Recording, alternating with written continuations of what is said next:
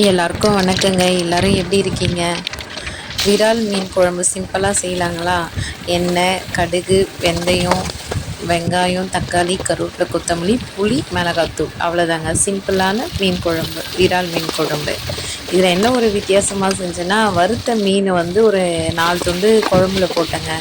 First மீன் தலைலாம் வறுக்கலை, மீன் தலையை மட்டும் குழம்புல போட்டு அது கொதிச்சதுக்கப்புறமா வறுத்த மீன் வந்து ஒரு 4 போட்டேன். இது எப்படின்னா, எங்கள் அப்பா எங்கேயோ ஒரு வேலைக்கு எங்கேயோ போயிருக்கும் போது வறுத்த மீன் போட்டு குழம்பு செஞ்சு கொடுத்துருந்தாங்கம்மா. நல்லா இருந்தது, ஒரு ஹோட்டலில் அந்த மாதிரி செய்யின்னு சொன்னாங்க. அந்த ஞாபகம் இருந்தது. சரி, வறுத்த மீன் ஒரு 4 போட்டுட்டு தலை மட்டும் அப்படியே வறுக்காமல் போட்டு வச்சேன். நல்லா இருந்தது குழம்பு. நல்லா இருந்ததுன்னு சொன்னாங்க சாப்பிட்டு என்னோடய வீட்டுக்காரு. அது நீங்கள் யாருன்னா அது மாதிரி செஞ்சுருக்கீங்களா? வறுத்த மீன் போட்டு குழம்பு. இதுதான் நான் புதுசாக செஞ்சேன். அதோட டேஸ்ட்டும் நல்லா இருந்தது.